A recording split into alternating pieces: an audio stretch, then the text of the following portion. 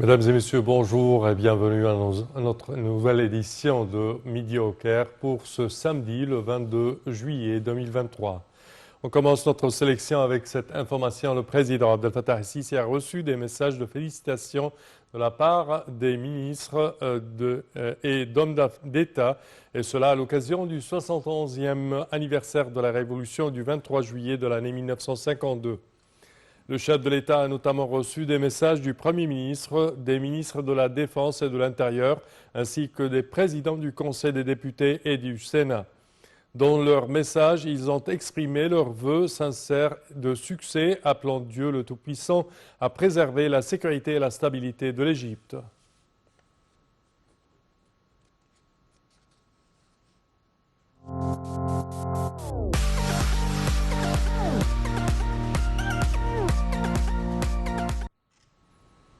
En application des directives du président de la République Abdel Fattah el-Sisi et dans le cadre du soutien et de la solidarité de l'Égypte et de la Ligue des États arabes avec le peuple soudanais frère, 3 avions de transport militaire ont décollé de la base aérienne de l'Est du Caire en direction de l'aéroport de Port-Soudan, chargés de tonnes de cargaisons humanitaires et de médicaments vitaux fournis par le Conseil des ministres arabes de la Santé de la Ligue arabe. Pour sa part, les responsables de la partie soudanaise ont exprimé leur appréciation des efforts arabes déployés pour faire face aux difficultés confrontées par le peuple soudanais frère.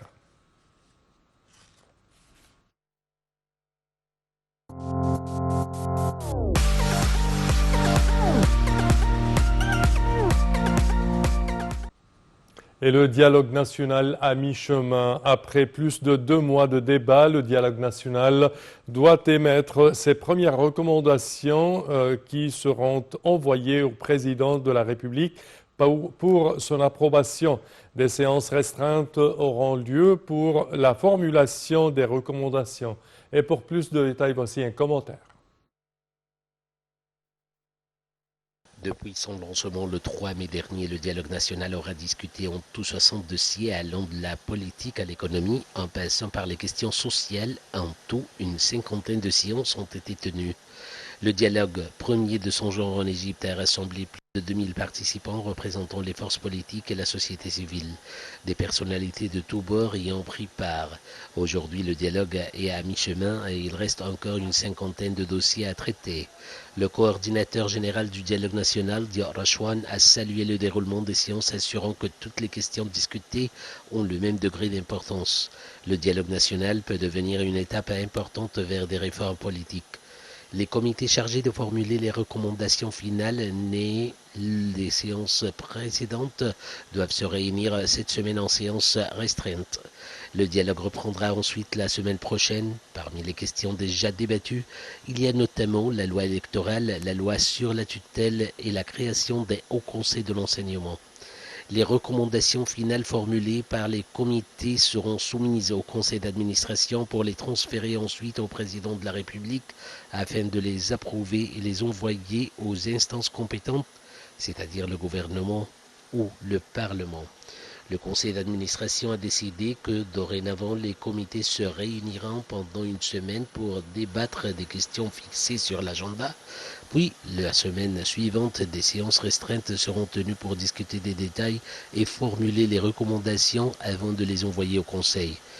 Des questions qui concernent directement les citoyens et les préoccupent soient discutées dans les prochaines séances, en particulier les questions d'ordre économique comme la hausse exorbitante des prix et l'inflation.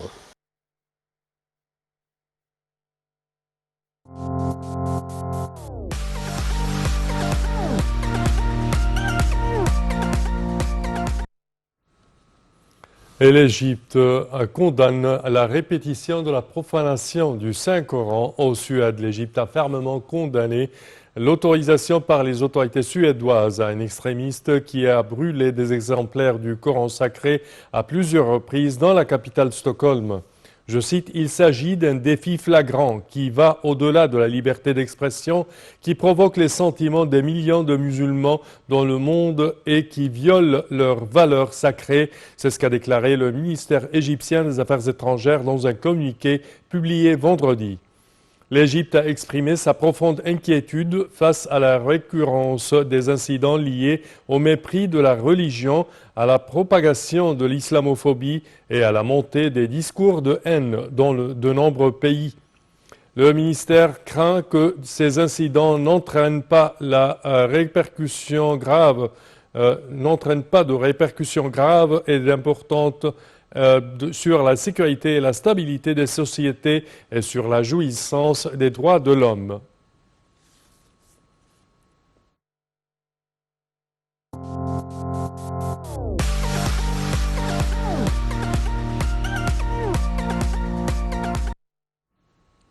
« 63e anniversaire de la télédiffusion, du début de la télédiffusion égyptienne, développement et réussite à travers les générations. Le lancement de l'émission télévisée officielle égyptienne fête son 63e anniversaire.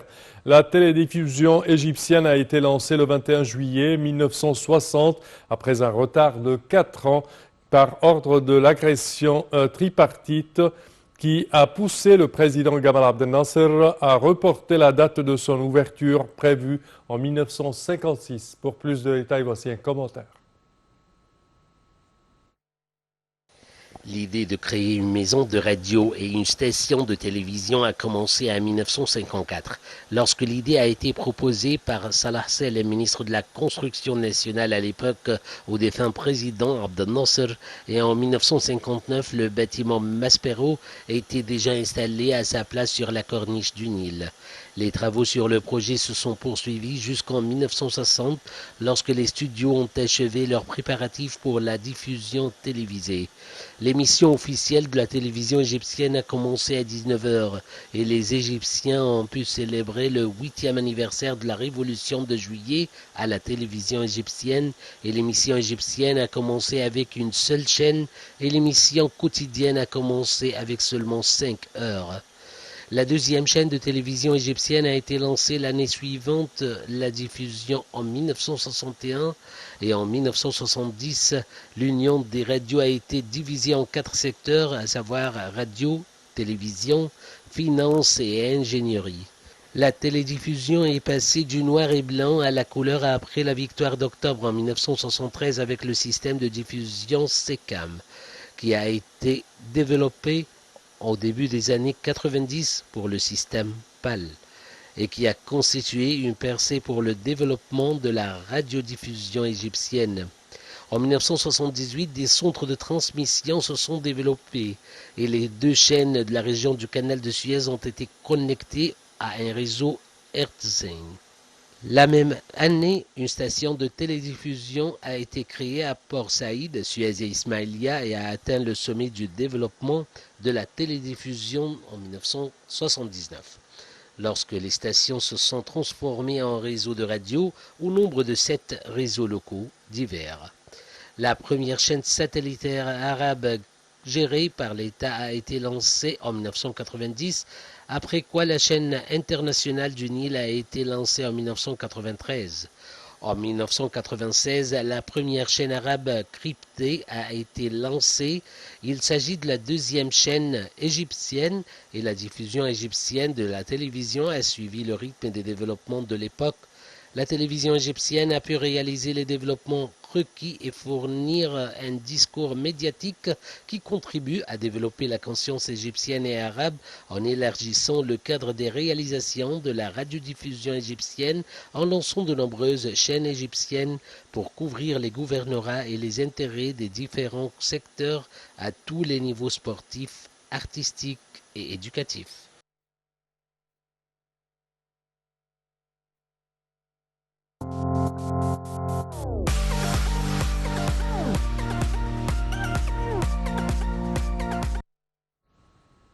Signature d'un mémorandum d'entente entre le ministère des Transports et une entreprise française internationale.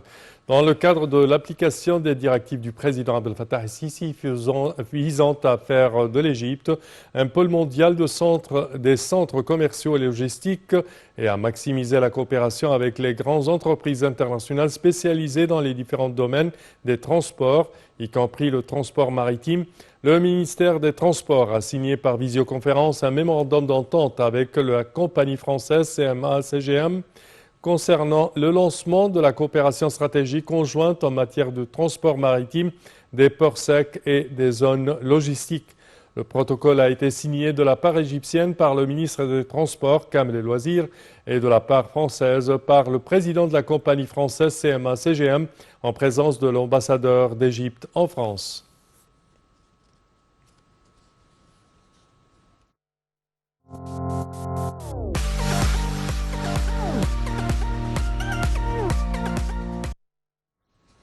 Et Dr Hala Saïd examine les aspects de coopération avec le directeur régional du programme des Nations Unies. Alors, la ministre du Planification et du Développement économique, Dr Hala Saïd, a rencontré le directeur régional du programme des Nations Unies pour le développement pour les États arabes, M. Abdallah Ad-Dardari, pour examiner les moyens de promouvoir la coopération.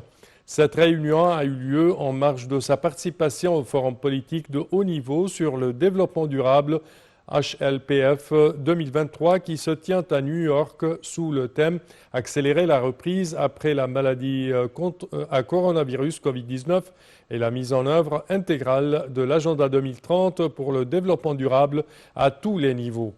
Au cours de la réunion, Dr Hala Saïd a mis l'accent sur l'importance que le ministère du Plan attache à son partenariat avec le Programme des Nations Unies pour le développement dans les différents domaines de coopération, y compris la coopération dans le rapport sur le développement humain 2023 et les étapes qui ont eu lieu à cet égard.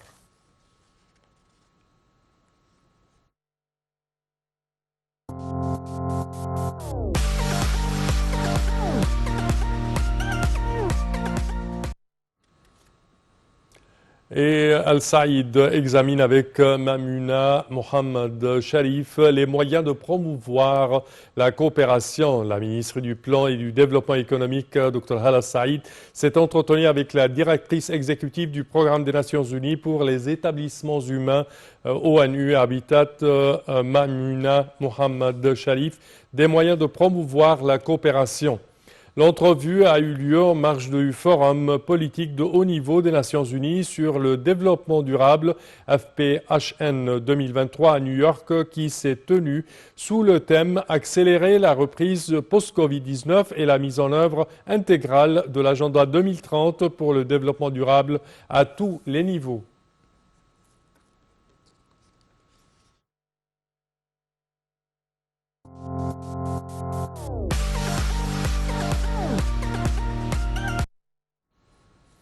Et la ville de New Alamein accueille le plus grand événement de divertissement du Moyen-Orient, le festival de New Alamein, qui a débuté le 13 juillet et se terminera le 26 août.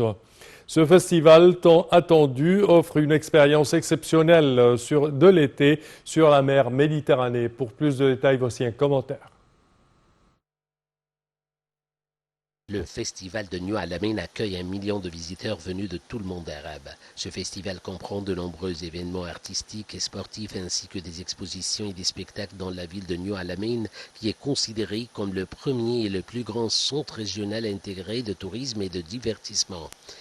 Le plus grand festival de divertissement du Moyen-Orient accueille des équipes internationales de différents sports ainsi que des concerts historiques donnés par les artistes les plus en vue du monde arabe et des stars internationales. Des sociétés de planification d'événements réputées en Égypte et dont le monde arabe participent à l'organisation du festival de New Alamein, dont les événements et les activités se déroulent dans 3 zones principales de la ville de New Alamein qui abritent tous les services publics nécessaires selon les normes internationales les plus élevées, conformément à la conception de la ville et aux normes internationales de New Alamein en tant que ville de la 4e génération.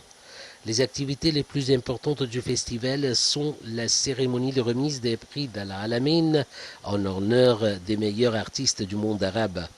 Des concerts pour un groupe de stars du monde arabe, dont un concert du grand musicien Omar Khayrat, Elissa, Tamer Hosni, Raghib Alama, Nancy Agram, Nrem, le groupe Kairoki et le rappeur international Russ. Parmi les activités les plus importantes du festival, un tournoi de Tekball avec les championnes du monde, la star brésilienne Natalia Gittler et la star serbe Maja Imercevic, un défilé de mode de Michael Cinco et un défilé de mode présentant les 10 meilleurs créateurs de mode arabes.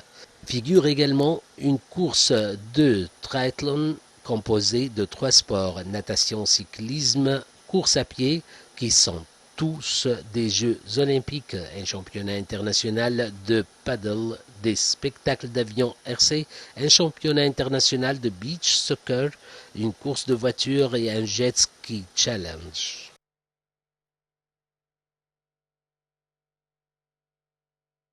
Et ceci conclut, chers téléspectateurs, notre édition d'aujourd'hui de Midi au Caire. Je vous remercie de votre attention et je vous donne demain rendez-vous avec une nouvelle édition. Au revoir.